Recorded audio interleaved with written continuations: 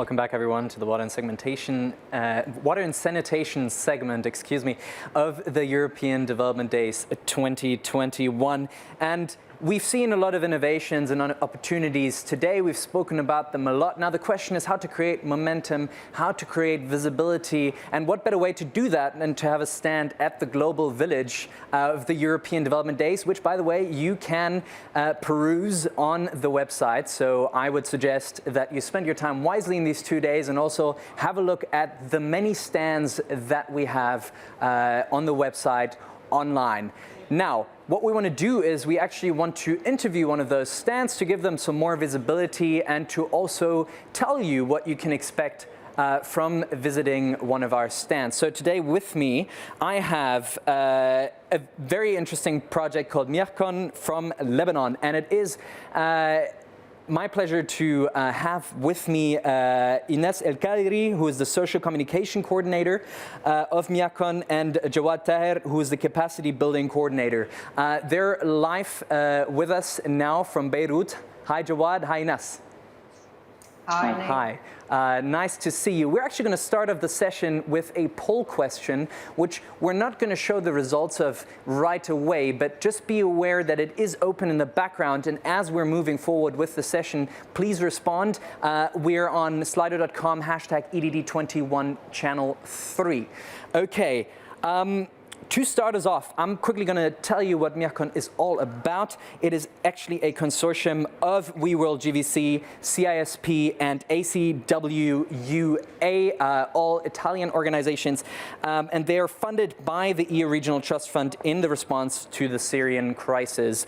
MiyahCon works with 3 regional water establishments to improve public water services in Lebanon, and they're doing that with a 3-pillar approach that we're going to talk about a little bit more today, which is infrastructure improvement, community engagement, and capacity development. So without further ado, I'd actually like to speak to our first representative from MiyahCon today, Ines, if you could take it away. Hi, Nick. If I'm supposed to vote for which component, I would vote definitely for community engagement. We've been working on this since 2014, when most of the investments working in the public water sector were limited to improvement of infrastructure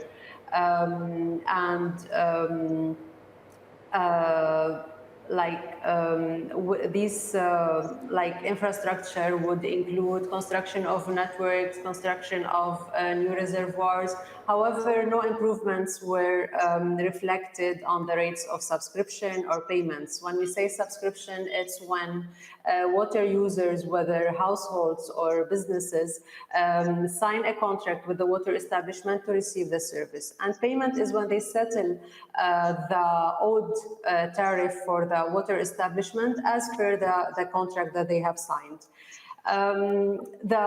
What normally happens is that people subscribe and pay for the very first year to get connected to the new system, and then they fall back to the old behavior of late payment or no payment at all. This actually has brought our attention to the fact that there is something much deeper, and that people considered this public service as a right, which it is, but there is also a duty entailed, but they had felt no responsibilities toward its use. Working closely with these communities, we try to emphasize on the fact that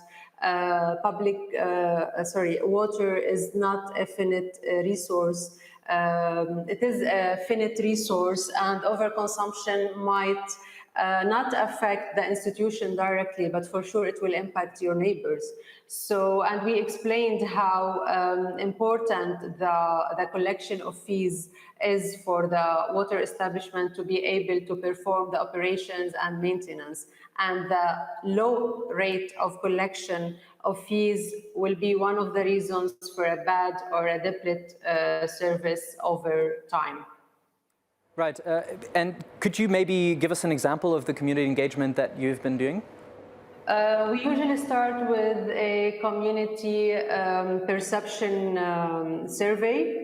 This survey is supposed to assess the water user consumption, expenditure, opinions, fears, expectations on the water service.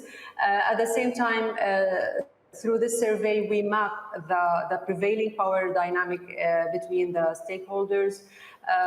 These results of the survey inform a locality-tailored approach, which entails as well social media, newsletters, more traditional methods such as door-to-door awareness sessions, public meetings, as well as neighborhood meetings.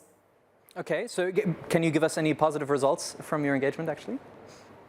We mostly measure the success of our work through the rate of subscription and payment, which is an external indicator that is not under the control of our project directly, and it is a proxy for the community satisfaction.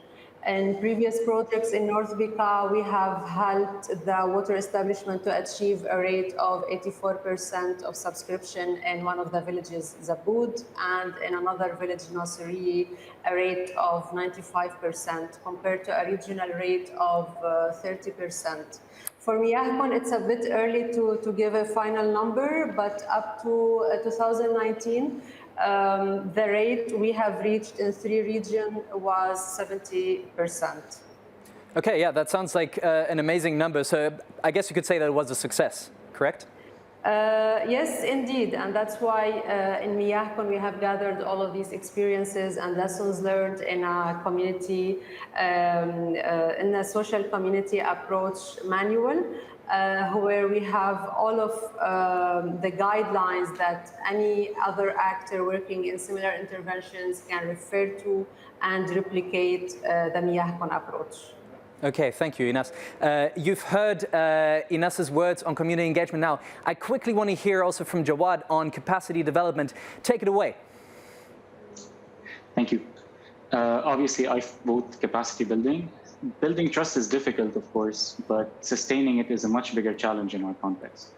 So project-based interventions do a great job most of the time in improving the level of service considerably and instilling a sense of community accountability.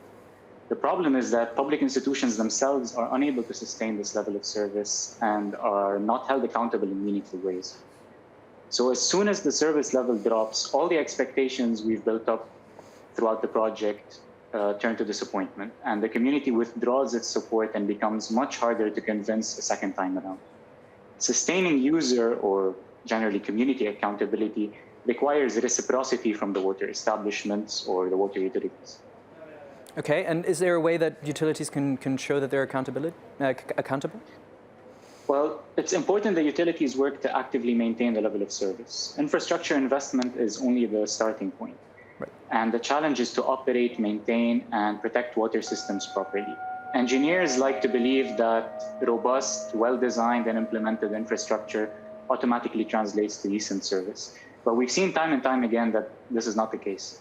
And this is especially true in intermittent supply systems plagued as well by illegal and irregular water use and water consumption, which significantly increase demand, losses, waste, and ultimately financial deficits, making the system simply unmanageable. Okay, thank you. Very quickly, do you have a concrete example? So in Nabi Osman, which is in the country's neglected periphery, one neighborhood of Daura did not receive water even after significant infrastructure investment from our side, targeting the locality as a whole.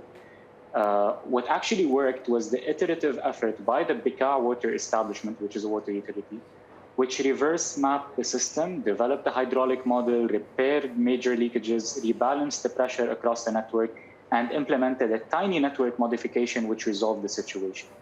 Specifically, as MiyahCon, we provided the means through equipment, training, coaching, and secondment of an engineer to the Bekaa water establishment, and occasionally provision of materials such as pipes, valves, etc. We handheld the water establishments throughout the exercise, but they were able to eventually become autonomous. Okay, thank you, Jawad. We're going to have a quick look at our poll, actually, the results of the poll, if we could have them on screen very quickly. Oh, 50-50, wow. So, yeah, we don't have a winner, we don't have a loser, but we've got only 1 minute and 10 seconds left. So, Ines, give us your best. What is your final remark on the MiyahCon project that viewers should take away? A final remark, I think that sustainable solutions require both people and institutions to be empowered and mandated to sustain them. Okay, perfect. That is very short and sweet, and I think that is also a very good point to end on. Thank you so much, Ines and Jawad. Again, if you want to get in touch with our speakers, you can do so over the EDD profile. You will find their stand in the Global Village as well. So do get in touch, and let's take advantage of those opportunities that are being created by smart and bold people like Jawad and Ines. Thank you so much.